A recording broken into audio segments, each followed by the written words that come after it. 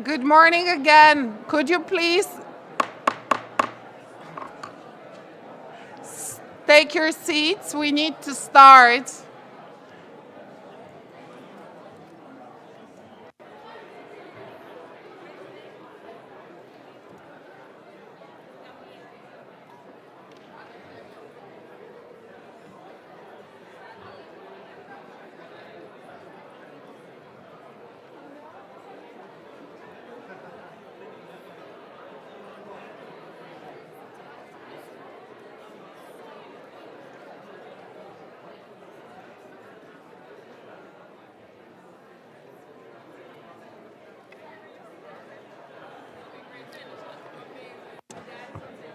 Good morning.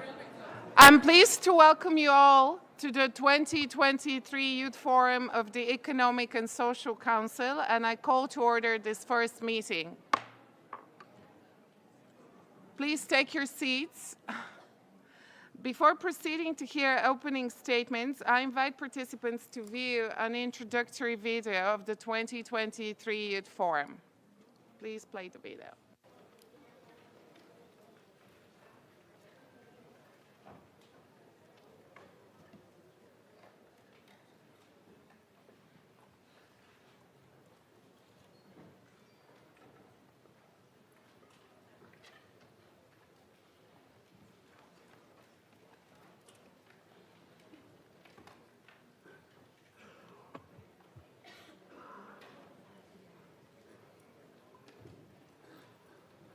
Dear world. Dear world. Dear world. Dear world. Dear world, when you turn on the news in your home or office, young people are there. We are an integral part of the very fabric of human society. We're directly influenced by everything that happens around us. And we directly influence everything that happens around you. We work, We participate, We demonstrate, We seek refuge. we capture, We build peace. we help, We learn. We teach. We care. We heal. we worry, we celebrate, We innovate. Youth can be a part of the work towards a better world. The voices of young leaders will once again echo in the chambers of the United Nations in New York. a chance to interact with policymakers on the issues that young people are specifically affected by, And brainstorm on how youth can take action to implement the 2030 development agenda. Young people are the present as much as they are the future. The future. The future.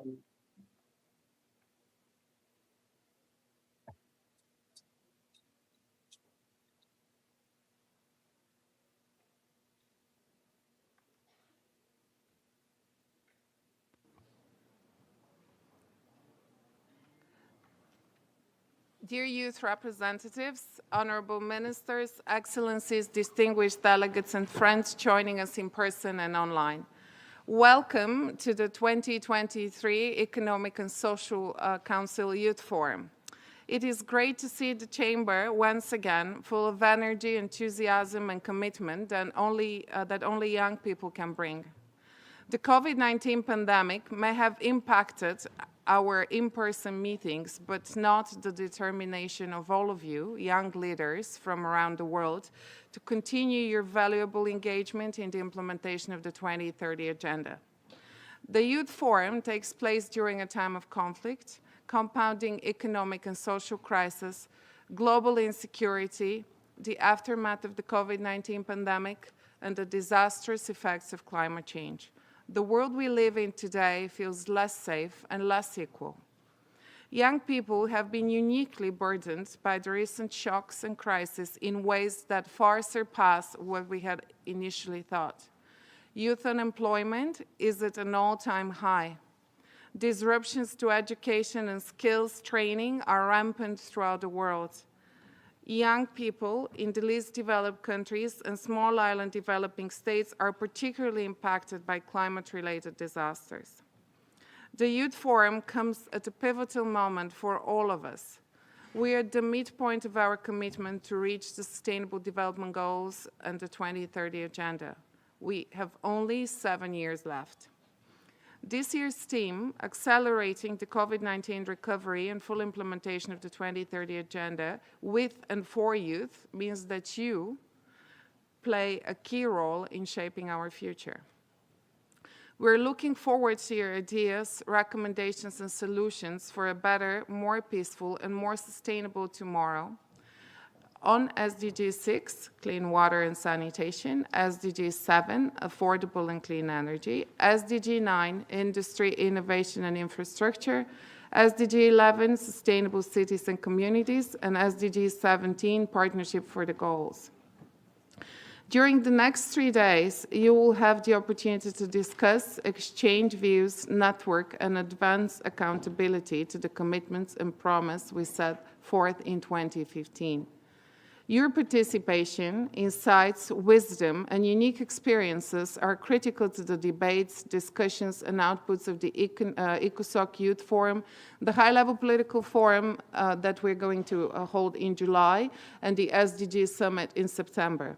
The priorities that you would identify during the next 3 days will help us to determine key actions for the successful implementation of the 2030 Agenda and strengthen commitments to the meaningful youth engagement in the work of the United Nations. What we need is immediate, bold, and transformative action to reverse course and redirect our energy on accelerating the SDG implementation for and with young people. What is expected of us is to uplift and amplify youth voices around the world. What we need are opportunities for young people to come together and share their visions for change and impactful action. This is what the Youth Forum represents. It is an opportunity, a space for profound and genuine action, driven and influenced by you, the youth of the world. It is a platform to listen to the voices of the current and future generations, to listen to the voices of those who will not be overlooked anymore. We need you to guide us and to be part of the decision-making processes that will affect the future. We are inviting you to be candid in your discussions, especially on the third day of the forum, as together we will advance key messages and recommendations as inputs to the preparatory process of the SDG Summit. I also welcome the participation of ministers, senior officials, and youth delegates to the forum. Use the forum for informal exchanges with other youth leaders. Dear friends, the Economic and Social Council will be your home for the next 3 days. I can assure you that we hear you, we value you, and we are eager to learn from you. Let's shape together the world we wish to live in and the future you deserve. Welcome to the 2023 Youth Forum. I now invite the President of the 77th session of the General Assembly, His Excellency Csaba Kőrösi, to address the forum. Thank you much, Madam President. Excellencies, ladies and gentlemen, leaders of today and leaders of tomorrow. Welcome to this chamber. Welcome to the United Nations. As young people today, you are warriors. We regard you as warriors. You are making your mark in a world, as we heard from the President, overcome by complex, interlinked crises that have been supercharged by the COVID pandemic. You are fighting for your lives, your families, your communities, and our planet. You're fighting superior odds with little more than your voice, your phones, your social media accounts and activities, and your enthusiasm. And yet, despite it all, you are winning. You are winning already by being here, being involved, and being heard. And I hope being listened. To give you a few examples of how your engagement is making a difference, just last month, the UN General Assembly passed by consensus a resolution requesting the International Court of Justice to issue an advisory opinion on the legal obligations regarding climate change. It has been a long battle for more than 10 years, and the last 4 years turned to be decisive. This was a historic moment inspired by young law students from the Pacific, who in 2019 raised their concern to the attention of Vanuatu's government. The rest is history. There are other examples. In Ghana, young climate activist Joshua Mponsam founded the Green Africa Youth Organization. It led to the first community-led zero waste program in West Africa, the Sustainable Community Project. It led to the first community-led zero waste program in West Africa. Let me repeat. I saw similar projects in India as well. The project has been replicated across municipalities, provided jobs to more than 100 people, and restored dignity to the work of informal waste collectors. This is proof that you can be drivers of real transformation, that your commitment, your thoughts and innovations may prove to be game-changing. Young people's ideas are critical because our 2030 agenda for sustainable development is badly off track. This is a perfect opportunity to come up with some game-changing solutions on several SDGs that will be under review of our high-level political forum in July, as we heard from the president of the ECOSOC. We just concluded the UN Vote Conference. We emerged in a voter action agenda containing more than 700 voluntary commitments and 9 game-changer ideas. Many of these would not have been born and accepted without your dedication, your energy, and your thirst to do things. But now we have them, and now we are going to change the course of event. Thank you very much. Dear friends, we have reached tipping points, points of no return. And in a sense, a moment of truth has come. We cannot accept any more excuses for delaying the implementation of the pledges my generation has made. I cannot see anything that would be more urgent than to reverse at least some of the human-induced damage to our natural resources, to our planet, the only home we have. Keep this in mind. Educate yourself and hold leaders accountable for promises made. You will soon have a good partner on your side. The new UN Youth Office is taking shape.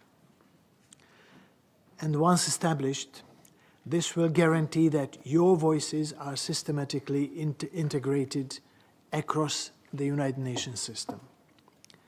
Now is the time to share your perspectives, because now is the time to transform our practices, the way we live and the way we think about it. We are the first generation of feeling the really, really very bad shape of climate, water, biodiversity, and we are the last generation who can still do something about it. I have to tell you, it will not be an easy progress or smooth sailing. But if you feel stuck, remember what Jordan Sparks sang we live and we learn to take one step at a time. I thank you and welcome on board.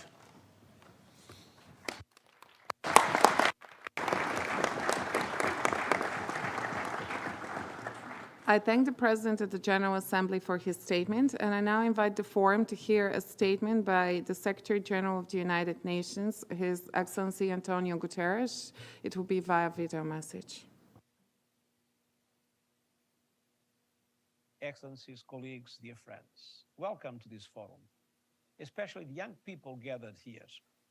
My message to you is simple. Our world needs you more than ever. From climate change to conflicts, to poverty and inequalities, to the fact that the Sustainable Development Goals are slipping out of reach. Developing solutions to these challenges side by side with young people is the driving force of this forum's discussion. It is the reason behind the new UN Youth Office that will be fully operational this year. And it's at the heart of the UN policy brief launched last week on meaningful youth participation.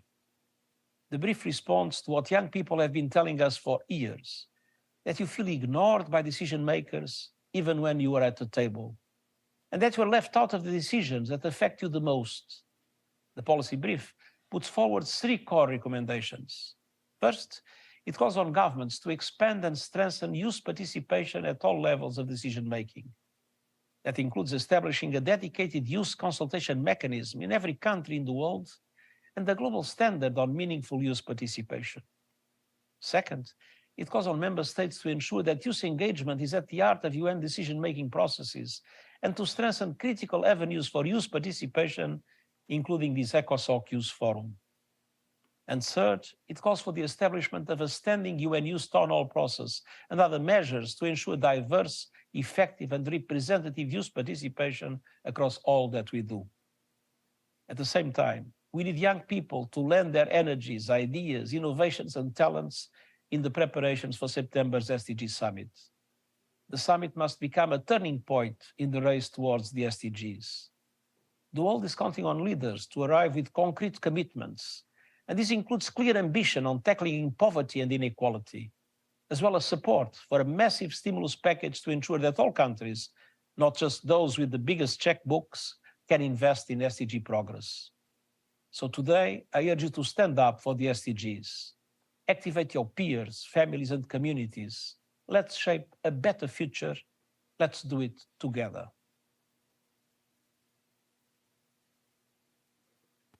I thank the Secretary General for the statement, and I now invite the Secretary General's envoy on youth, Ms. Jayatma Vikramanayake, to address the forum. You have the floor. Thank you very much, Madam President. First, allow me to express my solidarity with the young people around the world, especially in Sudan, Afghanistan, Ukraine, and many other places who've become victims of conflicts that they did not create, yet continue to be resilient in the face of crisis. Dear colleagues, dear young people, welcome to the ECOSOC Youth Forum of 2023. As many of you know that I've been on parental leave for the last 5 months, and this time spent together with my family since becoming a new mother has no doubt reinvigorated my energy and my determination to continue fighting for a world where all young people have a say in decisions that affect their lives, their bodies, and their communities and our world as a whole. So even though if there is a little bit more of time for me to officially return back to work, this is why I decided to break my maternity leave here to briefly be with all of you to mark this historic moment. This is a historic moment because after 3 challenging years of battling the COVID-19 pandemic, we are extremely thrilled to resume our in-person youth forum now in an innovative hybrid format. We have over 800 young people here at the UN headquarters. Some of you are in the room, some of you are in the overflow room, and some of you are watching us online, including gatherings at UN houses in various countries, in Benin, El Salvador, Mozambique, North Macedonia, South Sudan, and in in many other UN country teams. There are watch parties being held right now. So good morning, good afternoon, good evening to all of you who are watching online, and welcome to the ECOSOC Youth Forum. I'm also pleased to welcome a number of ministers, vice ministers, state secretaries, young parliamentarians, ambassadors, and many other high-level government officials and representatives to this gathering. This year, as the president of ECOSOC said, the Youth Forum unfolds against a backdrop of complex global issues, including escalating geopolitical tensions, a relentless climate crisis, and persistent poverty around the world. To address these challenges, we have repeatedly heard that the world needs more solidarity, more cooperation, and more meaningful engagement of stakeholders. This is especially true for young people who are often most left behind, excluded, and marginalized. We have the responsibility to create a world that is peaceful, just, sustainable, and equitable, leaving no one behind, as envisioned in the 2030 Agenda for Sustainable Development. In the 7 years we have left, we must ensure that all young people are empowered to reach their full potential, that they all have access to resources and can contribute to decision-making at all levels, alongside their governments, alongside other stakeholders as equal partners, not mere beneficiaries.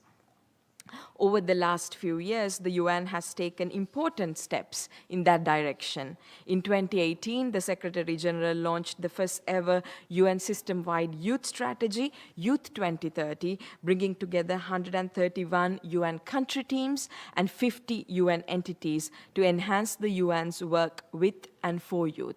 And as you have seen in the past 4 years, we've made steady progress in the ways that the UN engages with young people at various levels, and the number of young people that we involve with in various levels, from country to region to global level.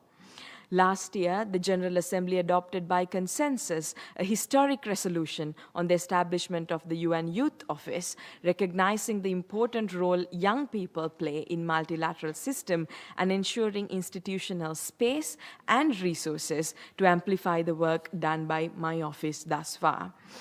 And just last week, the Secretary General, as he shared earlier, launched a policy brief outlining key proposals on the action needed to strengthen meaningful, diverse, and effective youth participation in intergovernmental policymaking and decision-making at all levels here at the United Nations.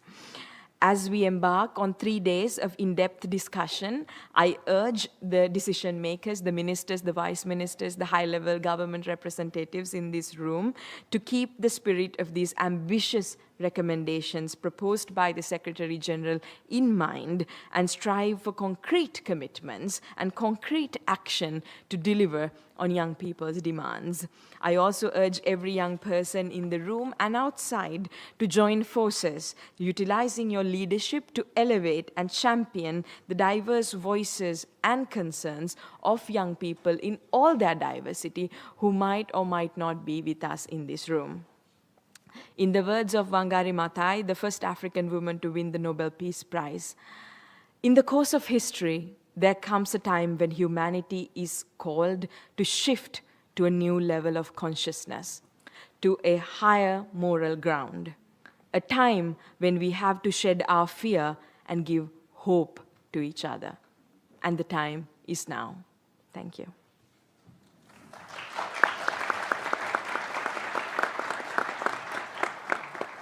Thank you very much, Jayatma, for your statement and for being here with us today. And I now invite Mr. Javanik Henry, member of the United Nations Secretary General Youth Advisory Group on Climate Change, to address the forum.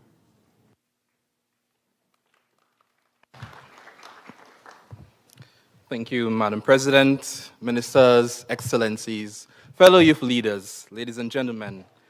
I come from a region where roughly 10 years ago, on the eve of Christmas, Santa's gift to my island home, St. Lucia, and many other small island states in the Eastern Caribbean was that of torrential wind, widespread flooding, severe winds, leading to massive infrastructural damage, and sadly, loss of many lives. Up to this day, some of us are yet to fully recover, either from the psychological trauma or economic losses.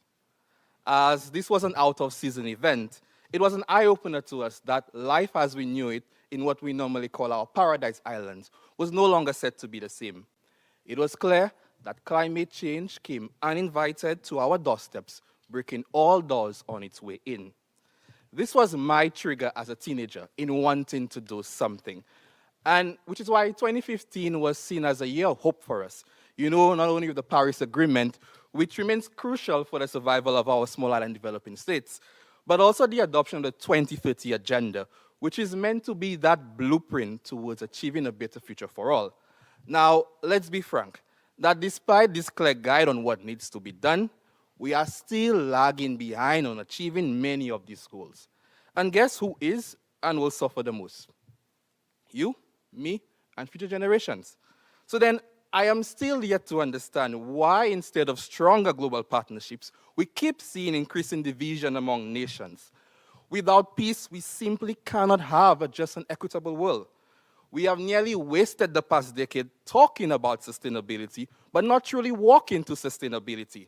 So I am here today not to bore you repeating all the challenges and so on. You know it, we feel it, but rather highlight that we have a rapidly closing window of opportunity and a catalyst to accelerate progress post-COVID-19 and to build back better.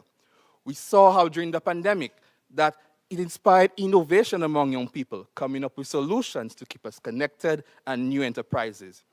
In this post-COVID-19 era, we cannot allow the creation of a cemetery of youth ideas, which will put the 2030 agenda in jeopardy. The entrepreneurial spirit of this generation and our capacity to take forward an idea from paper to reality in the right enabling environment is unmatched. But the question is again, how do we support perhaps a young African innovator who wants to use AI to improve water access in his area? Or perhaps a Latin American or Pacific islander who wants to scale up use of their solar technology? How many of our countries have an easily accessible facility, a dedicated facility, which we as young people can tap into to support the conversion of these ideas into sustainable livelihoods? This is why we remain relentless in our call to development partners, private sector, government to scale up investment in youth research and innovation, as well as the provision of technical and financial support for youth-led sustainability efforts. You know, I want to remind you, my fellow young people, that at this stage, we should not see ourselves as merely participants in the development process, but as leaders contributing and driving to the 2030 agenda. I urge those in power who continue to idle to step up or perhaps be pushed out, as young people are able and we have the right to take the keys to drive forward on our route to sustainability. Whilst we do not have much time left to deliver on the global goals, what we do have is a wealth of untapped creativity and potential in this generation and in future generations. I often say that the recipe for successful partnerships for the 2030 agenda involves the 3 Bs. That is, let us break down all barriers which hinder participation of young people. That is from indigenous groups, marginalized communities, you name it. Let us bring forward our solutions, our ideas, and the resources.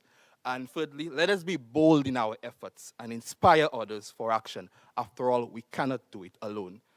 Just as climate change has taken over and altered the way of life of many of us, we should make no apology in taking over the spaces which will influence our future. We can only achieve this together, so let us see young people as the catalysts and the core connectors for achieving a sustainable future for all. I thank you.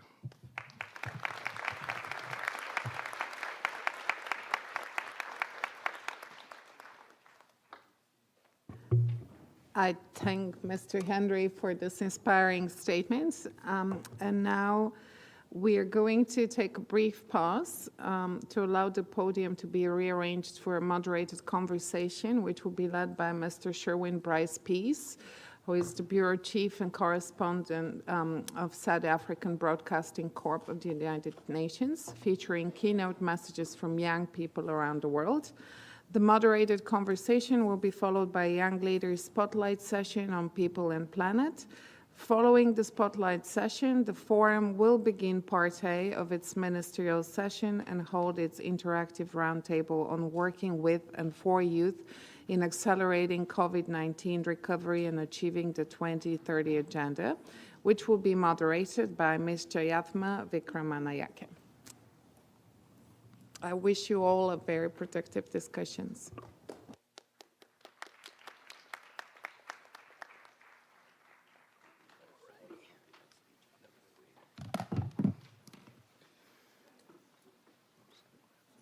Hola.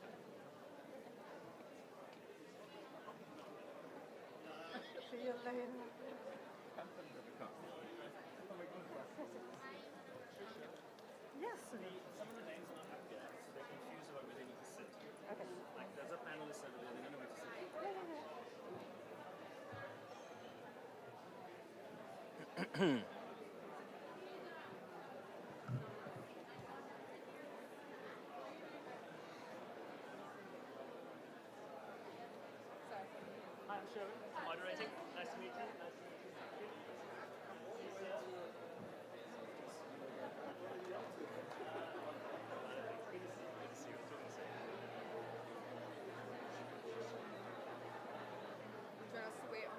No, take a seat. Take a seat. Own the space. Yeah.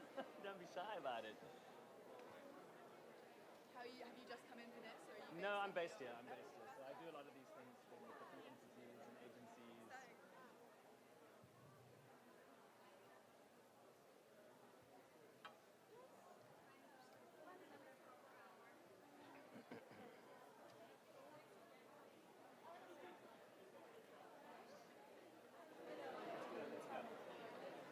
I know time is going. Will I lose the crowd again? Yes, yeah.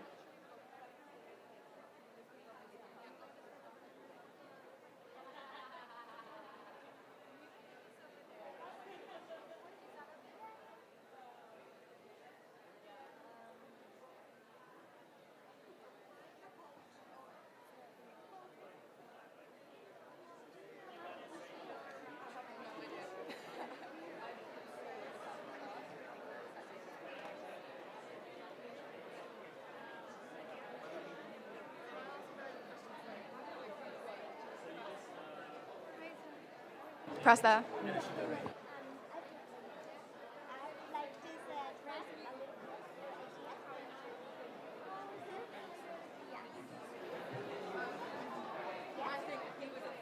All right, we're going to start, folks. Sorry. Ladies and gentlemen, please take your seats.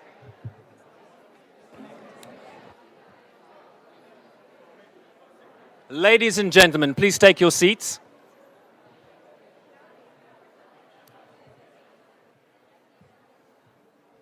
Order in the House, please.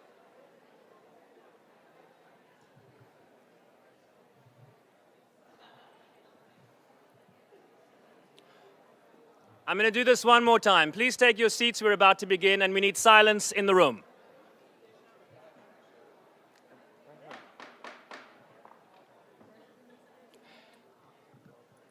Thank you.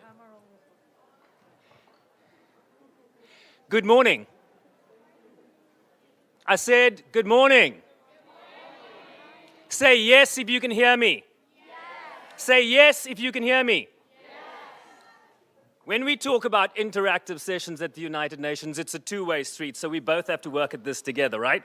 My name is Sherwin Bryce-Pease. I'm a journalist from South Africa, and I cover the United Nations in New York. Welcome, everybody. So rather than go through the regular platitudes of gaveling this meeting in, which I really try to avoid, but sometimes it's necessary, or welcoming you to this hallowed place using words like, Your Excellency this and Your Excellency that, I thought, why not give the start to this ECOSOC Youth Forum a different flavor? Particularly because we are in a room filled with very dynamic people who have a very clear vision of the world they want. Am I right? Am I right?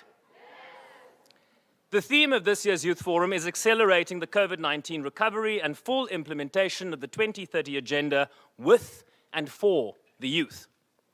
24 words which mean a whole bunch of things that are often very complex to build consensus around. A world facing multiple cascading crises, including a cost of living challenge, conflicts, and a climate emergency that cares little for your politics or your station in life. According to the International Labour Organization, young people face severe difficulties in finding and keeping decent employment. This 15 to 24-year-old demographic is increasingly frustrated with the slow progress the world, and by that I mean the adults in the room, is making in terms of implementing the 17 Sustainable Development Goals or resolving the 3 C's I just mentioned: cost of living challenge, conflicts, climate emergency. So while this forum, this moment here today, is an opportunity to be heard, to add your voices to the solutions we all seek, to discuss your role in resolving the climate crisis, in ending wars, and building resilient societies, this has to increasingly be a debate about the power of young people and how they intend to wield that power towards the creation and retention of sustainable societies. If you are increasingly frustrated about the slow pace of change, then I have a few quotes for you. Dr. Martin Luther King Jr. said, "There comes a time when one must take a position that is neither safe, nor politic, nor popular, but he must take it because conscience tells him it is right." You can read he as she and she as he in that context. My former and late President Nelson Mandela said, "Sometimes it falls upon a generation to be great. You can be that generation." Michelle Obama said, "It's easy to look at what your predecessors have done and say, not enough, why not better, why not bigger?" And what I say is young people aren't wrong to feel that, but in the meantime, what I'd urge young people to do is to be rageful and own it, but have a plan, says Michelle Obama. So I put it to you, the brilliant youth of this generation, that this is your time. That this is your time to take power if you find that those with it are fiddling while your planet burns. Think about it. In many countries around the world, if just the youth turn out to vote, if that collective showed up, you can literally change the outcome of elections and better shape the future that everybody wants. Why wait for a bloody revolution when the ballot box often is all the revolution you need? So my message here is this: let them hear you. The Secretary General and the Deputy Secretary General could not join us today, but they will hear us. Let's begin by letting all the powerful people in this building here today, hear us. All the way up to the 38th floor. I want them to know that the Youth Forum is officially underway here at United Nations headquarters in New York. Can you help me do that? Can you help me do that? So I'm going to say, are you ready to get to work? And then you're going to say, yes, we are. I'm going to say, are you ready to get to work? And you're going to say, I need you to be louder. They can't hear you on 38. I'm going to say, are you ready to engage and find solutions that ensures the full implementation of the SDGs? And you're going to say, so let's try this. Are you ready to get to work? Louder. Are you ready to get to work? Are you ready to engage and find solutions that ensure the full implementation of the SDGs? So welcome to the 2023 ECOSOC Youth Forum. Let them hear you.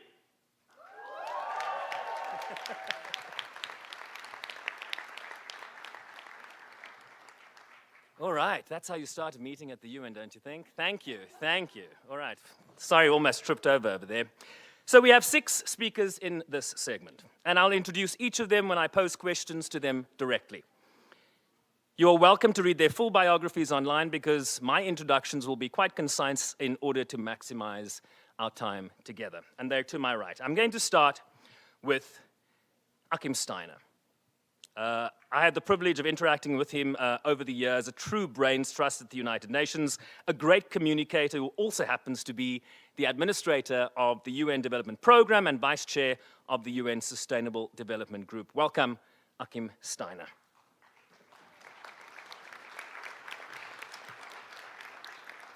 Achim, how would you define meaningful youth engagement in the context of sustainable development? Right, there we are.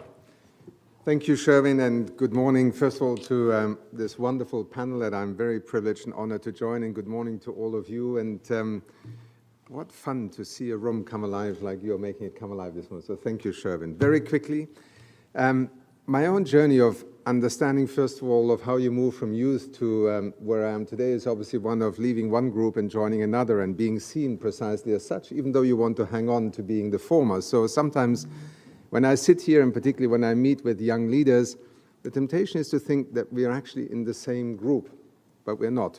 Clearly, to many of you, when you walk into this building here, power is a very distant phenomenon. And I first want to salute all of you who have come and who have made time to make this youth forum come alive in the United Nations. And as Sherwin said, oddly enough, this building can actually listen very carefully. And much of what happens in this building, oddly enough, is also listening to one another. So first of all, thank you for taking the time to be here. My own journey also in understanding how in an institution such as the United Nations, or the institution that I now have the privilege of leading, the United Nations Development Programme, was to understand when young people said, don't talk about us as if we are tomorrow's people. We are actually here right now, and stop treating us as something hypothetical, but take us seriously. And if you do that, you begin to realize we're not tomorrow's leaders, we're actually today's leaders. And we want to be not only heard, we want to have a seat at the table. Now, in the work of the United Nations Development Programme, we don't spend a lot of time in conference rooms generally because we work where many of you live, where you are at home across the world in 170 countries. So the second challenge becomes one of, well, how do you go beyond inviting young people, listening to them, helping them shape perhaps your thinking in a particular country program for a project or an issue such as climate change? And we have taken a number of very deliberate steps, which is also to learn that it's not just a listening exercise, because that immediately makes you into a passive actor in our universe.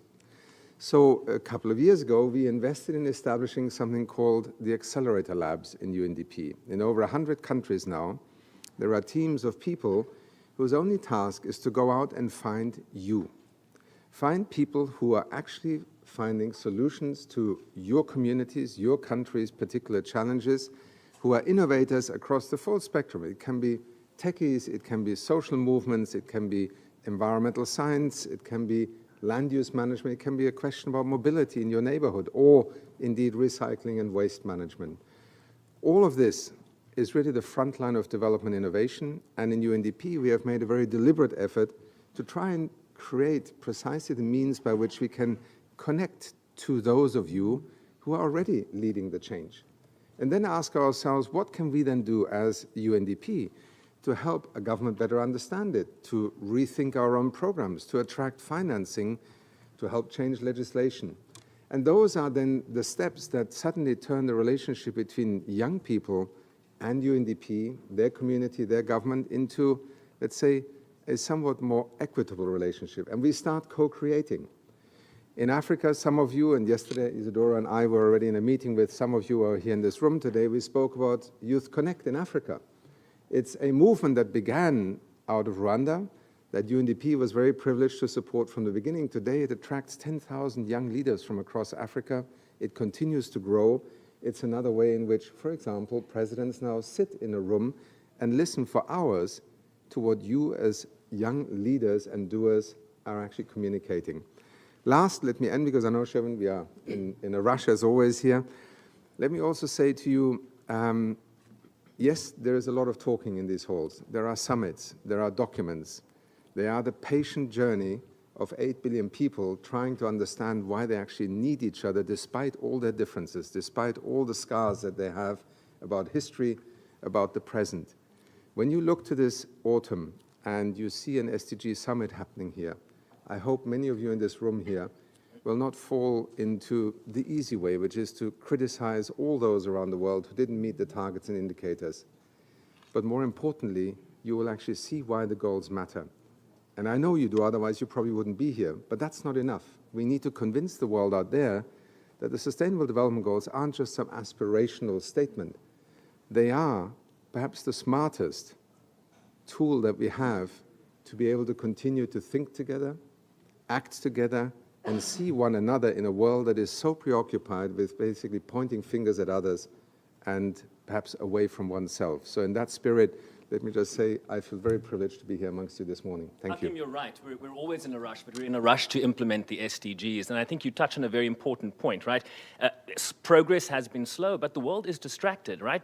If we talk about silencing the guns, if you look at protracted conflicts or new conflicts, just think about the situation in Sudan. When you are focused on conflict, when you are focused on funneling weapons to actors on the ground, you are therefore not focused on climate change. You're not focused on ending poverty, on no food, on quality education and quality healthcare and so on. So how do you take the people in this room to make those changes fundamental on the ground so that we can focus on what really matters? And that's the 2015 blueprint that member states signed onto, called the Sustainable Development Goals. We need to implement those goals. The blueprint exists. It's implementation that's the key. And we're distracted right now, are we not? We are distracted. We are being distracted. Let's be honest, there's a lot of politics involved in trying to basically focus on conflict rather than cooperation. And, you know, the institution that I lead and the UN development system that we are part of is in many ways a direct challenge to that. I want you to think of the development agenda, the Sustainable Development Agenda, the SDGs, as essentially a challenge to those who think that taking up arms against each other, going to the battlefield, or indeed declaring the other the enemy, will not take us anywhere. So yes, we are in a sense under a lot of pressure. And you know, yesterday the Stockholm International Peace Research Institute published the latest figures. $2 trillion, I think $2.25 trillion spent in 2022 on essentially military hardware, personnel, defense. Look at how we are struggling to invest in development. It is an absurd equation that we are currently transacting for the world. And therefore, I would argue we are, in fact, a challenge to those who want to distract from the realities on this planet. The development agenda is, in fact, a direct challenge to those who think that you can put the SDGs aside and find another way of conducting international relations. So for that reason alone, every day across the world, we are advocating for a different way of thinking about development. It is about how we co-invest in one another. And above all, it is also to recognize in every one of your communities, in every one of your countries, I challenge you to actually tell me that you cannot find an example of an extraordinary implementation of an SDG. Everywhere I have traveled, I have seen extraordinary things happen. Yes, the statistics, when you add them all up, divide them by 193 countries, is not pretty right now. But that should not hide the fact that amongst your communities, your networks, there are amazing people doing extraordinary things every day. Our role as UNDP is to find them, to assist them, to be by their side, and to help them change the tides that are currently taking us in a very different direction. Akim, I think you're such a wonderful resource to this institution. Thanks for spending some time with us. I know you have to rush off to another meeting, so we thank Akim Steiner for his interventions this morning. Zimbabwe's Chantal Marakera is a 2018 Millennium Fellow, a Rhodes Scholar, and the founder of Little Dreamers Foundation that provides access to education for low-income children in Zimbabwe while focusing on issues of women's empowerment. Chantal, what is the role of young people in creating local solutions to achieve the SDGs to rebuild the global economy, particularly in the aftermath of COVID-19? Thank you so much, Mr. Chair, for such an important question. It is an incredible honor to be among a panel of such distinguished leaders who are working day and night to make a difference in their communities. I'd like to first of all start by paying tribute to all the youth across the front lines who are driving innovative change to build a sustainable and future-focused future-focused economy, who sadly could not be here due to multiple structural barriers that continue to hinder the advocacy and engagement of young people, it is my hope that this morning I can use this platform to amplify their voices, even though they are not in this room. Young people have inherited so many complex challenges. Without much of a choice, they came into a broken world where there is global warming, food insecurity, wars, and military conflicts. They're all just the talk of the day. Yet in spite of this heavy hand that young people have been dealt with, they are working tirelessly at the front lines, driving efforts towards job creation, infrastructure development. They're leveraging and harnessing digital technologies for social inclusion. They're challenging power imbalances and creating a paradigm shift towards a fair, inclusive, and resilient recovery. They refuse to be defined by their circumstances, but rather they are charting their own course to leave the world a better place. A few days ago, I had the pleasure to meet an incredibly strong young Black New Yorker, Suzette, who, in spite of having been diagnosed with breast cancer, she's leveraging the power of social media and stand-up comedy to raise awareness about breast cancer and health disparities for Black women. In the Generation Equality Youth Task Force, I see a lot of young people who are working towards the SDGs. For example, Karen, who is dedicating her life to peace building, conflict prevention, and transformation by mobilizing grassroots women in war-torn areas in Cameroon to organize for peace and non-violent resolution. In the Millennium Fellowship, I see a lot of talented fellows like Hanin, Miza, and Sally, who traveled to rural regions in Yemen to conduct examinations, treat infected cases, and conduct health education to prevent malaria. So, Mr. Bryce, to answer your question, I'll say, young people are here, and they indeed mean business. They will not stop until they've completely rebuilt the socio-economic and political fabrics of society. So young people are here, and they are working towards the SDGs, and they will not stop until we see meaningful and concrete change. Thank you. So young people are here and they mean business. Do you agree? Yes. I can't hear you. Do you agree that young people are here and they mean business? Yes, we are. Thank you. Chantal, I'll come back to you in just a moment. My Sami Ahmed is from Bangladesh and an advocacy officer fellow from Save the Children and a next generation fellow at the UN Foundation. What are the most effective mechanisms for engaging children in all their diversity in implementing the SDGs? Thank you, Sherwin. I'm from Egypt. Oh, my apologies. So this is so exciting. It's my first time at the ECOSOC Youth Forum, and it's happening in a hybrid mood after the pandemic. Back to the question, it's a really great question. My experience working with the children from disadvantaged backgrounds made me realize that children know what they want, and they can express themselves like no one can. Unfortunately, effective mechanisms for meaningful child participation in the SDGs implementation are few and far between. To be clear, by children here, I'm referring to anyone under the age of 18. This definition set out in the United Nations Convention on the Rights of the Child. The CRC was a historic moment when the multilateral system united for children and their future. It was a groundbreaking as it contributed to the global transformation in how children are viewed, including their status and their rights. This includes acknowledging children as agents in their own right and recognizing children's rights to participate in decision-making that impact their lives. Moreover, Agenda 2030 recognized the children as agents of a change, and it also recognized their activism to sustainable development, which continues well beyond 2030. Many of the children committed to delivering the 2030 agenda will be mothers, fathers, and grandmothers and fathers by 2100. However, the growing scope of children activism has yet to reach the walls of the UN. Children constitute more than 30% of the world population, yet their participation is still very much ad hoc. Hearing from children, hearing what they want and what they need will help us recognize their potential and will help us leave no one behind. there is a growing, increasing opportunities for youth engagement, but there are few formal avenues to support the children's participation at the UN. The ECOSOC Youth Forum, for example, is limited to youth engagement. However, there is no similar mechanism for children to support their meaningful participation. This does not mean that we aim to create like a parallel system for meaningful child participation. Organizations such as my own have been working to support the children meaningful participation in several UN processes, including the UN CRC reporting and most recently child-led voluntary national review reporting.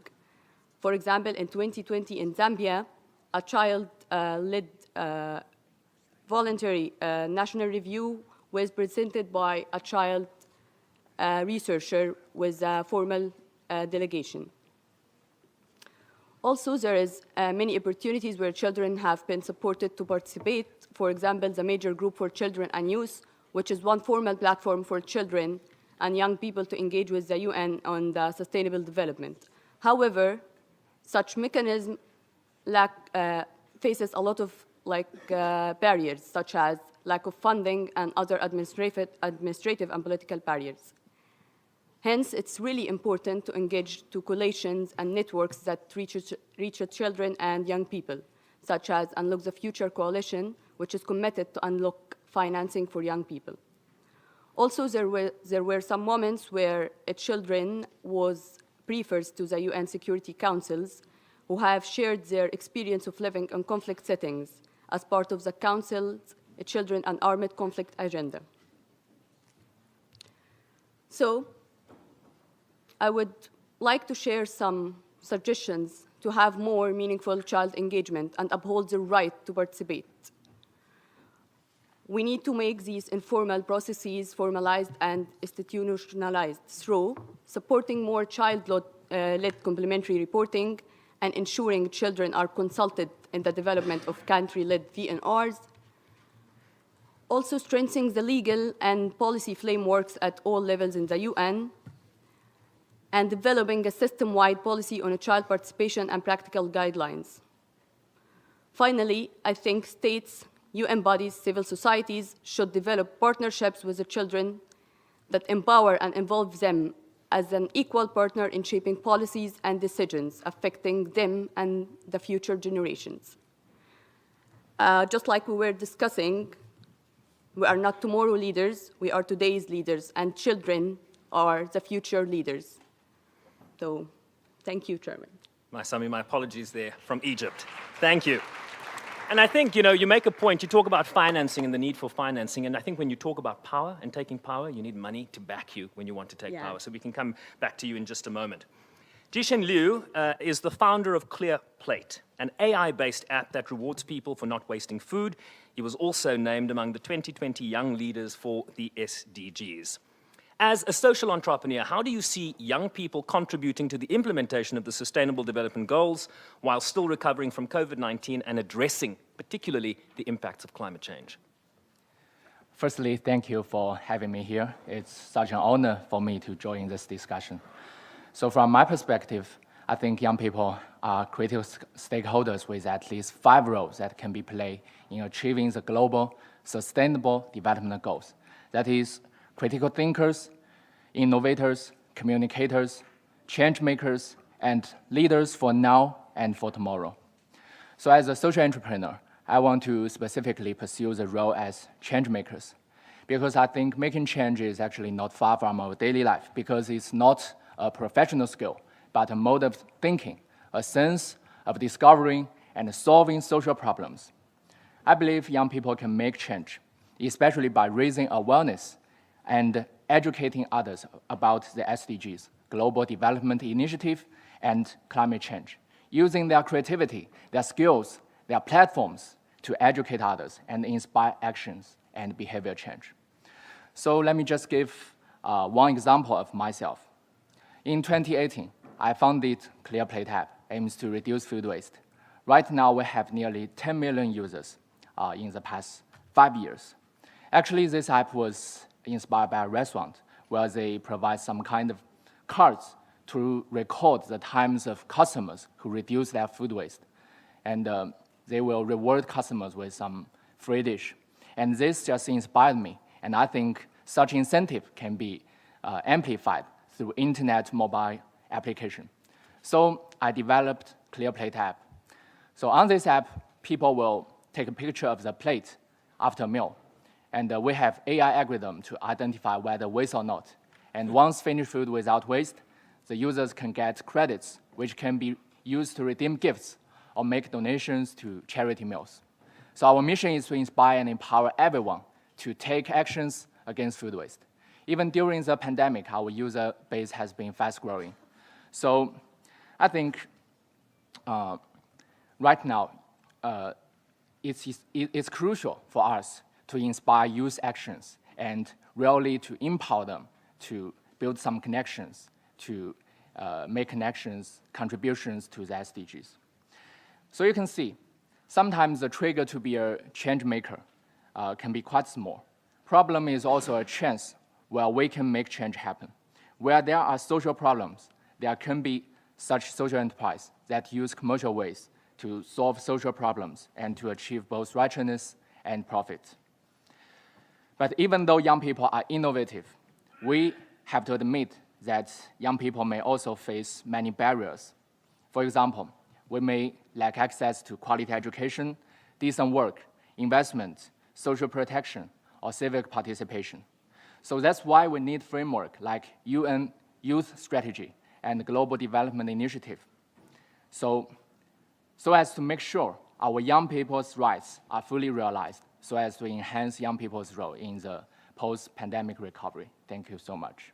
Just fascinating, I mean, what you've done with artificial intelligence, and I think that always has to be part of the conversation when you talk about youth and the SDGs. What is the role of tech, right? Artificial intelligence is a big conversation around the world, and young people are better at tech than some of us, right? And I think that could be catalytic in what it is you want to achieve. I'm coming back to you, sir, in just a moment. Laura Locke, a British and Hungarian student who's also the president of the Cambridge Climate Society and an advocate for youth engagement and climate education, among other talents. Please tell me you're from British and Hungarian. All right, great. What did the COVID-19 pandemic teach us about responding to global crises and the impacts they can have on young people in particular? How is this applicable to issues such as climate change? Please answer and tell Mom we say hi. Thank you so much. I'm honoured to be here today speaking on behalf of the major group for children and youth who've been working alongside UN agencies to deliver this forum. I think the key thing that COVID-19 demonstrated is that modern issues today fundamentally interact and intersect with one another, hitting the most vulnerable populations and communities the hardest. During COVID, we saw this from vaccine nationalism, from racist travel policies and visa laws. COVID showed us that our international political and economic systems do not exist and have not existed to serve everyone. And so I think this is the intersectionality that's absolutely crucial when we're looking at responding to the climate crisis. Because if we're co-organizing things from a siloed perspective, and we're trying to isolate issues of climate from issues of gender or race or social or intergenerational injustice, then we're reinforcing these same violent and problematic power dynamics that have created the very problems that we're trying to solve. And so when we look at how this applies to young people, I think we have to recognize that the voices of young people cannot be limited just to our youth. We are activists and peace builders and educators and community members and community leaders. And as many of the panelists have pointed out, we have just as much stake in organizing our present and just as much expertise as we do in organizing our future. And that has to be taken seriously. I think in a more positive light, COVID showed us that we do know how to make change. We have the answers, we just don't yet have the political will to realize them. And we've got opportunities for turning points just as much as we have the dangers of tipping points. I mean, coming up in COP28, we're seeing the conclusion of the first global stocktake, which is essentially an opportunity to assess how much progress we've made since the Paris Agreement. And it's an opportunity to question what we're doing wrong, what we could do better, and how we can strengthen the rights-based engagement to create these best practices for knowledge exchange and for growth and capacity building. I think it's undeniable that we're faced with existential threats, we're faced with increasing inequity, and that is precisely why young people have to be structurally and systemically integrated into the achievement of SDGs. not just on that agenda, but beyond it, to develop equity and justice in the most vulnerable communities, in the frontline communities, and throughout global youth. And that demands that we have the courage and we develop the capacity to respond to, yes, the symptoms of climate change, but also and ultimately its root causes. Thank you. Yeah, I like what you say about the lack of political will, right? And I think it goes back to the point about power. If you want to create the political will, I think it's also going to be up to the people in this room. I'll come back to you, Laura, in just a moment. Chile's Isidora Guzman Silva is a young leader for the SDGs and the founder of Encuentra tu Lugar, which works to help people with disabilities find inclusion. Your organization promotes inclusion and gender equality for young people living with disabilities. What are the critical issues that need to be addressed to offer more opportunities for young people with disabilities to contribute to the success of the SDGs? Well, in first place, thank you for the opportunity to be here. I want to start talking about what Encuentra tu Lugar, or Find Your Place in English, as organization led by youth people does. We try to democratize inclusion, and in terms of that, it's crucial to see which problems for the SDGs are happening, because we know that disability is a collective, but if you see, inclusion is the key for achieve SDGs, because if we don't have work, if we don't have education, if we don't have health for everyone, we are not doing our best, and we are leaving behind a lot of people. The 15% of population. Even I can say that in my country, just the 50% of the population with disabilities have finished school, and just 0.98% of people have now a work. So we have to work for the SDGs to be inclusive, because with inclusion, we are going to achieve that our goals are going to be submitted finally by the global community. That's why we think by inclusion, because inclusion is a paradigm that we have to follow in terms of that people must be included in their diversity, in terms of how our realities can be submitted. If we didn't concern that, we couldn't work together. So that's why we work for the SDG 1, and with poverty, the SDG 4, quality of education, the SDG 5, gender equality, the SDG 10, reducing inequalities, the SDG 11 for communities and accessibility, the SDG 17 for partnership, because we believe that these are the keys for achieve sustainable development, and no one should be left behind. So that's it. I love how you've got all 17 on your fingertips. Isn't that amazing? And I think the point you make about inclusion...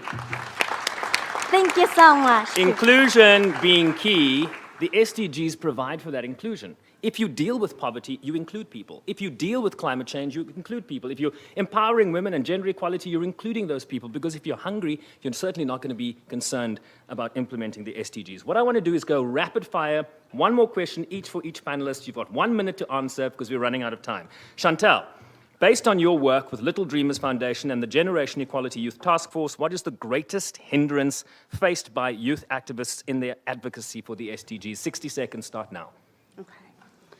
Well, 2 years ago, I addressed some of the member states in this room at the Generation Equality Forum in France, and I spoke to you member states as a youth representative demanding accountability, so you stopped talking and instead started to walk the talk. So today, we are at a critical inflection point, and that same demand from 2 years ago has only become more compelling. We are only a few years ago from 2030, and the 2030 agenda will not become a reality at the current pace of progress. Youth advocates, especially those from developing countries, are still facing insurmountable structural barriers and exclusions when it comes to policy discussions on issues that impact them the most. Tokenism is still a big issue. Lack of funding is still a big issue. Abuse in policy and advocacy spaces is still a big issue. Even access to policy and advocacy spaces remains an issue. So, any member states in this room, can you please raise your hands? Real quickly, limited time. Raise your hands, member states. Thank you. Any private sector organizations in this room, can you please raise your hand? Thank you. Any philanthropies? In the room, any philanthropies? Okay. So now, I'm speaking to you member states directly. I'm speaking to you private sector organizations.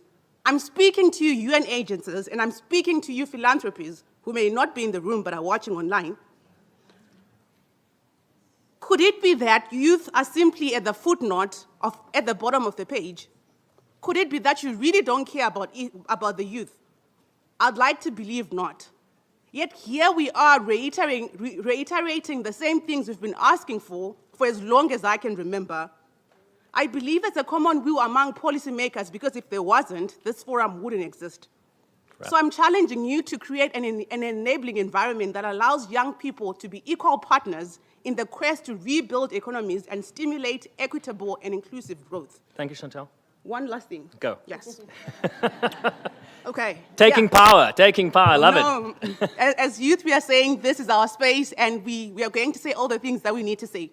So real quickly, I'm saying today that we need youth as equal partners for the successful implementation of the 2030 Agenda for the Sustainable Development. And for that to happen, we need to move from speeches and policy briefs to tangible action. Mm-hmm. We need to move from just coming to the ECOSOC forum once a year and then we just talk about issues and leave. To the young people today, before I leave, I want to pose one question. Are you willing and able to end poverty, eliminate gender equality, promote decent work, create sustainable communities and strong institutions by 2030? To young people in the room, if you are with me, please say yes. Yes. Young people, are you willing to get your hands dirty and to put in the work? Yes. In Zimbabwe, we say ehe. Are you all ready to get the work started, young people? Yes. Say ehe. Yes. Young people, are you ready to put in the work?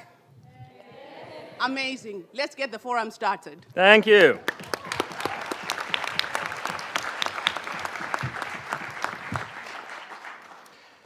Sami Ahmed, one last comment from you. Address the lack of funding opportunities for meaningful child participation in UN processes, and how can this be resolved in 60 seconds? Thank you, Chairman. And thank you, Chantal. We're ready, but we need more funding opportunities.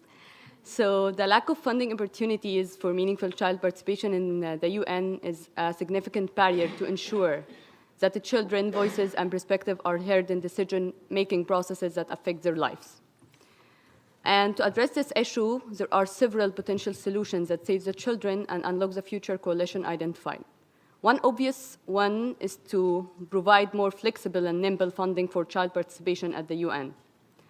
This can be done through increased government contribution, private donations, and partnerships with charitable organizations. Another one is to prioritize the child participation in the UN and ensure that funding is allocated specifically for this purpose. This could involve creating a special fund or grant program dedicated to child participation. Also, engaging in partnerships between the UN, civil society, and other stakeholders can be utilized to pool resources and maximize the impact of funding for child participation at the UN. These partnerships can also provide opportunities for capacity building and knowledge sharing to drive intergenerational dialogue and action, which can enhance the effectiveness of child participation initiatives. Technology also can be used to facilitate child participation in the UN, even when funding is limited, but it should not replace opportunities for in-person participation. Overall, addressing the funding challenges will require a multifaceted approach, but it's worthwhile. By investing in meaningful child participation, we can ensure that the children contribute to decision-making processes that will affect their lives and those of future generations, and promote a more inclusive and equitable society. I think what we just need is to always remind ourselves and remember that the decisions we make now will have a direct impact on our children of today and our future generations. Thank you. Thank you, Sami Ahmed.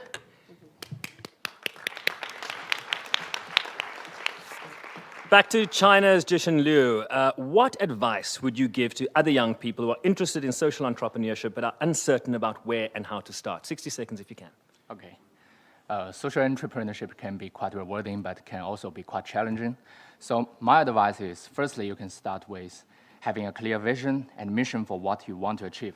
Start with identifying problems that you are passionate about and research the root causes, the existing solutions, and the gaps or opportunities for improvement. Next step is to test your ideal solution with your target beneficiaries or customers and get feedback from them. And you should also not forget to seek out mentors, peers, partners, and other organizations who can support you, guide you, and collaborate with you along your journey. For example, I have been supported by UNDP's Youth Collab Network and also got funding from United Nations World Food Program. So we should remember, since we are doing something good, don't forget, we can seek help from international, regional, as well as local levels. Final suggestion, keep yourself resilient and optimistic, but also realistic and humble, because social entrepreneurship is not easy. It takes time and effort to really make a difference. So I want to end with Mr. Secretary Guterres' voice. That is, the world depends on youth to continue advocating and pushing for a better world for all. I think we all have a role to play, aren't we? Yeah. Thanks. Thank you. And I think also important, use an opportunity that this forum presents to network, right? I think network is important and collaborations will come from that. Laura Locke, what are the radical changes that could be advanced for our international political system to be more fit for purpose in supporting young people's desire for more participation in decision-making? 60 seconds. That would be very difficult to answer in 60 seconds, but I'll do 70 my best. seconds. Thank you. There's obviously a very long way to go for structuring and facilitating youth engagement in international processes, and the lack of youth engagement is fundamentally undermining our ability to achieve the SDG agenda. I think we have to as well recognize that the barriers to youth engagement are incredibly contextual. The barriers facing young people in Europe are going to be entirely different to the barriers facing young people in Latin America or Southeast Asia. So we have to be very intentional about moving away from these sort of reductionist and universalist narratives to identify local solutions that actually work. If we're looking at making our political systems better now and in the future, we have to understand why they've gone wrong in the past. And we have to be responsible for that, and we have to take account for that. And to the member states that are here today, we are watching you, and we are watching to see if you do that. Practically, I think it means funding. As everyone has pointed out, it means accessible and intersectional education. It means deconstructing and unlearning and then rebuilding. To the one philanthropy organization that raised their hand in the room, less than 1% of global climate philanthropic funding goes to youth organizations. And of that, only a fraction is reaching the front lines. At the same time, less than 3% of parliamentarians globally are young people. Participating in meaningful decision-making about the world that we live in should not be a privilege. That is something that anybody should be able to access, and they should have the support to access it. Leaving no one behind absolutely means young people in the international political systems, but it also means financial and instrumental support for local and regional initiatives to channel that grassroots into these systems.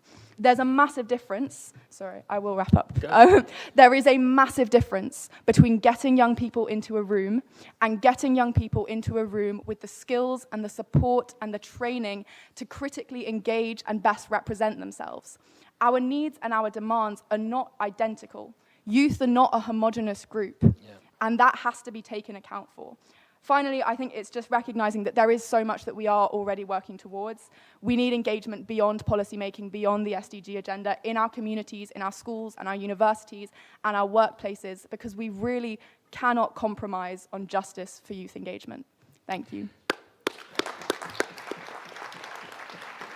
Let me remind you, Laura, you're in charge here, not me. I'm just a moderator. And I think a theme is emerging here that finance, right? Finance is a very big impediment to achieving what the youth desire and want to achieve. So putting money where your mouth is, philanthropy, one philanthropist in the room. Thank you so much in advance. Finally, Isidora Guzman-Silva, final question to you. What is the one major challenge that you have faced in your journey, and how did you manage to overcome it? Also, how can young people and others address the different issues in an intersectional way? 75 seconds. Now you'll see why inclusion is important. The most or the bigger challenge that I faced through was to suffer scholar exclusion because of my disability. At 12, I have to be at my house around 6 months because any school at Chile wants to accept me because of my disability. That's the bigger one in terms of my life. But in terms of activism, I could say that adultism is the bigger challenge because youth, for all people, it's like people over 20, over 25, but no people under 18. So they believe that we just want to play and think about our interest, but the thing that we want to do is to change the world. So that's one of the main challenges in terms of activism. Now talking about intersectionality, what is intersectionality? I know that most of you know that concept, but what about other people? Intersectionality is to recognize that the barriers that we are facing through are based in our context, in our gender, in our race, in our disability or not, so we can face exclusion or discrimination if we had these aspects in our life. So in terms of that, why intersectionality is important to make a change? It's because if we work through intersectionality, we can see other realities. We can do partnership, but real partnership, thinking that women are not just white women. Women are Black, women have a disability, women are indigenous, or young people also. So it's the key because we have to acknowledge that our world is diverse, and that's why we have to work by intersectionality. But please, listen to us, because we want to do a lot of things, but if you haven't give us the space to work with you as partners, this could be impossible. Thank you.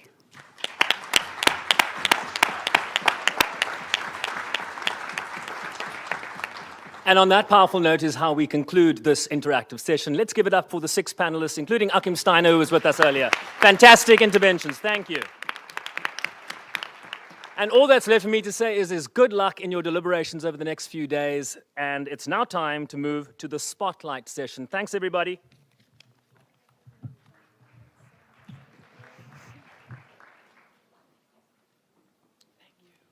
Thanks to you. Nice to meet you. Excuse me.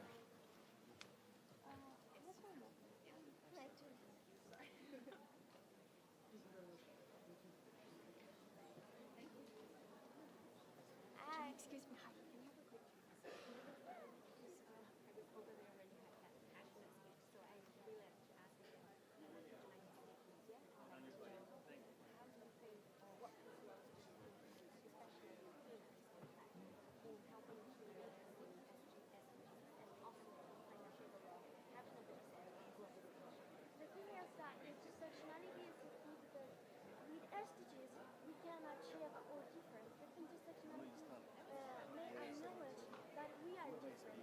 And in terms of females, women have a lot of barriers and realities through that. So why it's important because our perspective have been silent for a long time, and this has to be changed. Also because gender equality is a key for us for an issue in which no one is left behind in terms of everything, and intersectionality must be on front of the SDGs because we need to acknowledge that people is different. And from that difference, knowing which are, we are going to go to a better future. We're running they're fantastic.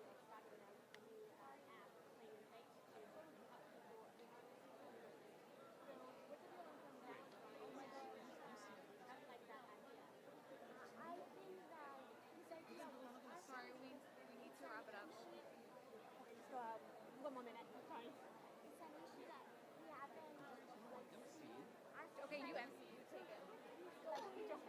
No, but we just need to make sure I'm not doing someone else. There's no one MC. But it's crucial to adapt. What we do, really? What we do is talking to people that doesn't have the opportunity to get this. So I think that the most important thing is that this will be going to climate, but also to. All right, I'll do it.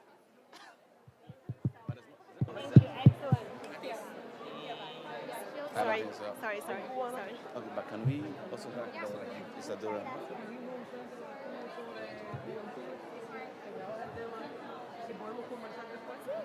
Me localiza por ahí, por favor.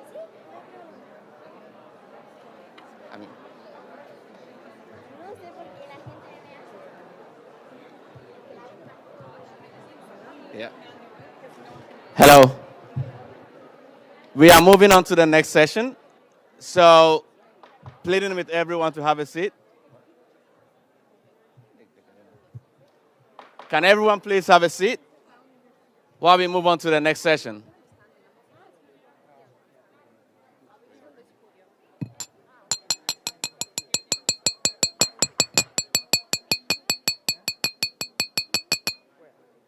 Great. Thank you. Please have a seat while we move on to the next session. And we'll try to keep it on time. Please have a seat. Please have a seat. We move on to the spotlight session, focusing on people and planet. Great. Please grab a seat and let's get started. We have 4 amazing SDG young leaders who are here with us today, and they'll be telling us about the state of the planet, the state of human society, the climate crisis, the environmental crisis, injustices, social inequalities, and the intersection between these issues we have now. And I'm going to give the microphone to them soon, just making sure that everyone have gotten him or herself themselves a seat and ready to listen to the spotlight session on people and planet. All right, great. Thank you very much. And pass it on over to Karen and her colleagues while they take us away. Thank you.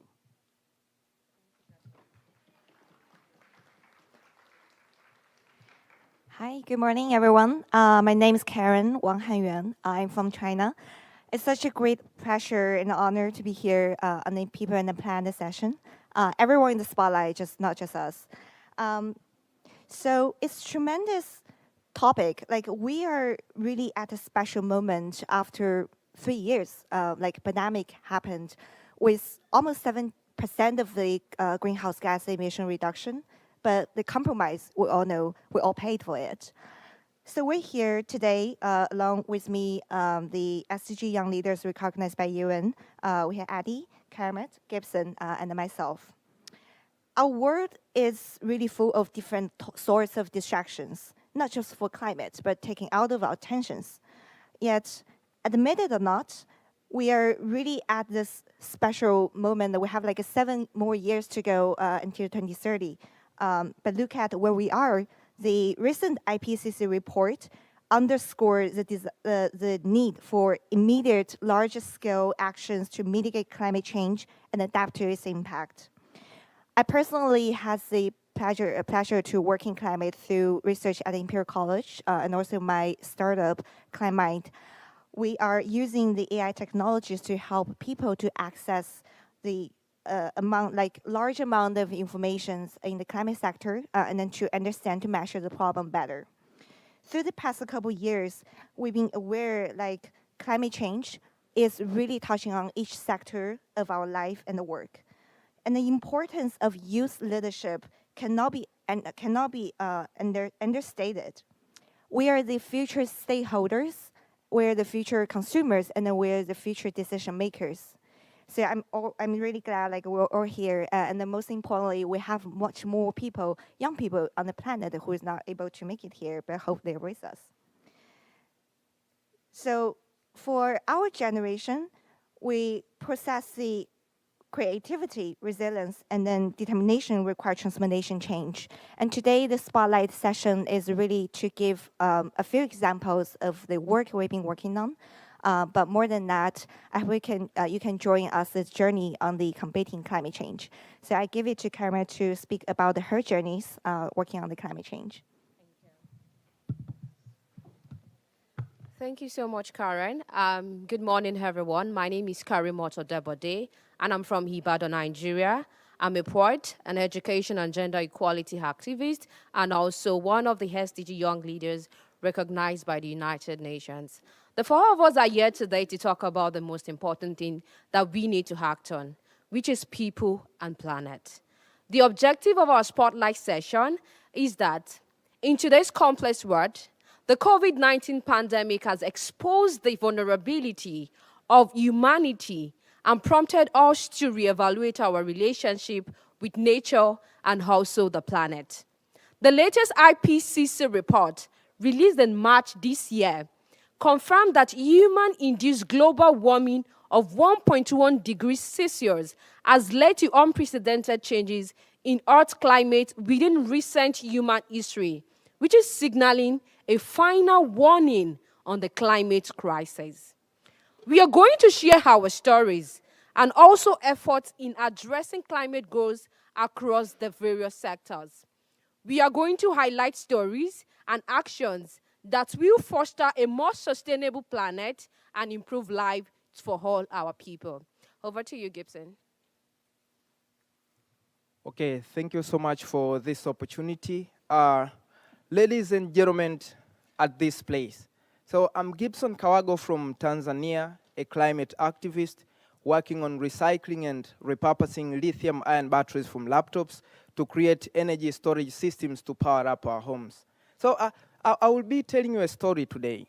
I was born in a village where we had no electricity, so we used to travel long distances carrying 5 to 10 mobile phones, putting them together to send to charging stations. Then the next morning or the next day, we could take them back and use the mobile phones. And at home, we used to light up our homes using kerosene lamps. Our neighbors at least could use diesel generators. Then I was not happy with that situation. And one time, I was showing a video to my sick grandmother about a wedding that took place far in town. And at the middle of the video, the battery got drained. So unfortunately, I had to send it to a charging station the next day. And sad enough, her situation got worse and she passed away. So having that pain and thinking about how many people are facing the same problem out there, I came up with a solution. So when I got to the university, I started collecting laptop batteries, breaking them apart and seeing how much I could create a solution. And finally, I became the founder of WAGA, a company that collects laptop batteries and we process to make lithium-ion batteries. So climate change is a problem that needs all of us join hands and fight against it. So right now, we are replacing the kerosene lamps that we have been using in the past with the lighting that is powered by laptop batteries. And we are now looking forward to start electrifying the motorcycles that also pollute the environment.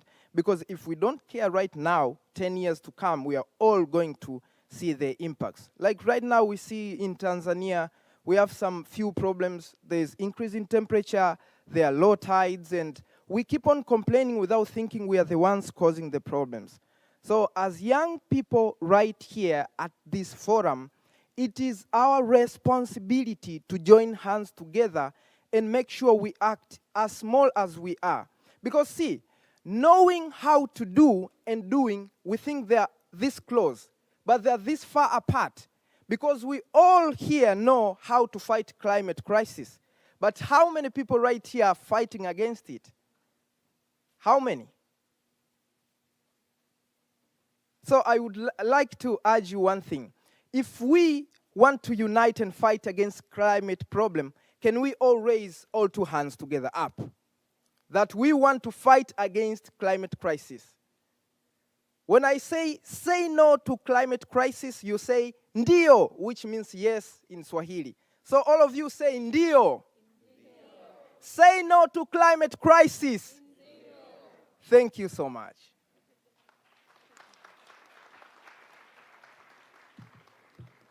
Thank you, Gibson, for your amazing story. My name is Erifran Vasquez, and coming from Dominican Republic, a small island developing state from the Caribbean. And today I'm talking to you as a climate and ocean activist that has been on this path for the last 10 years. Coming from a small island state, we are facing one of the biggest challenges that none of our previous generation has ever encountered, and it is plastic pollution. This enormous problem is affecting our waterways quality, our communities' lifestyles, but it's also creating an enormous bargain into us as society and consumers today. It's affecting our human health, but it's also affecting the life of many species that are not related to this issue. To face this problem, Juventud Sostenible, a youth-led organization that was created in 2016 by me and a couple of friends, we started a three-dimensional response in order to beat plastic pollution. The first one of these responses was to raise awareness into our community, try to capacity building youth people and making them youth ocean ambassadors. They go house to house every day trying to make people aware about the plastic pollution and how they can prevent them from their everyday lifestyles. The second dimension is that we are trying to monitor plastic debris in our coastline. We are doing it through a science-based approach, trying to see the quantities, uses, but also the brands and the responsibles of creating this huge mess in our places. We have done an amazing work for the last 4 years, and we have realized through the different reports that we have elaborated amazing policy recommendations to the government in order to prevent this challenge.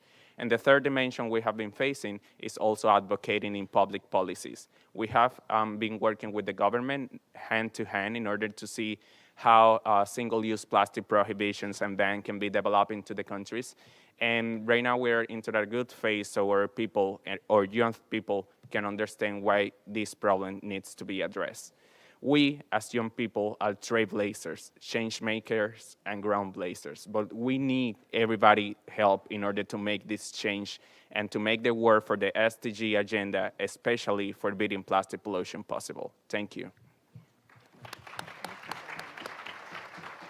Thank you so much, Hedy and Gibson. According to the United Nations in Nigeria, the impact of the climate change has further reinforced the conflict which has contributed to migration patterns within the country. And this is affecting women and girls most especially. It has also affected various sectors, which include the water resources, energy, infrastructure, urban areas, agriculture, peace and security, as well as political institutions. Dear ministers, member states, young people represented, I am standing here today as a poet and a young leader for the Sustainable Development Goals, whose heart bleeds by the damage that is underway. My solution is increased climate education in an innovative way. I come from Ibadan, or your state, Nigeria, a beautiful city, ancient city that has often been ravaged by flooding. Lives have been lost. Properties have been destroyed. However, year in, year out, there seems to be no stop in this unfortunate situation. My solution is to propose the use of art and artistic learning to educate the general populace. This should come in accessible multiple formats and channels like poetry, radio dramas, musics, comedy in local languages. Where I come from, Alo Akpamo, which is called folklore, is a great way to teach lessons and spread knowledge. Let us go back right in time and use local solutions and human approach to this problem. Let us go back to communities, look at the cultures of those people and incorporate it to solve the problem that is ravaging the society at this very moment. We need to take a step backward and go back in time. We are going to take a step towards combating the climate crisis if the people really know what they are fighting for. As a young person and as a poet, I use my heart and my poetry to talk about the climate change. So member states, young leaders, let us go back in time and use local solutions for this problem at this very moment. Thank you. Thank you all. And finally, I want to come back to our topic today, planet and the people. Sustainability in the climate is really about people, ourselves. And then we need to rethink about relationship with our planet. The fact that we've been able to stay here in one table, in one room, is like after a couple of years, like 3 years after the pandemic. And nobody could imagine like what kind of cost we paid for it. So it cannot be more important to emphasize a solution is really in our hands, and then it's a decision up to ourselves. We have the solutions. It's just like how we can utilize them, how to drive down the cost, how to reduce the green premium. We have like a satellite which can monitor the planet. We have the water solutions. We have the plastic solutions. And I believe like all of you has a role to play in your life and the work. Well, we had the privilege to be part of the SDG Young Leader cohort at this room, but what we really want to make a call to action is to broaden the community to the business, government, civil society, to support the youth in the actual actions. And the support can be resource, can be mentorship, can be financing, we discussed, and can be mentoring, and can be like mental support as well. Well, I want to wrap up with something I took away from Sharm el-Sheikh at the COP27. It's about implementation. We discuss a lot about climate change, but in the end, it's really just 3 words. Let's take it like implementation, implementation, and then implementation. So then we hope our future generations can also have the opportunity to stand here as we are today, and to continue building a different world, a better world we're living on. Thank you so much.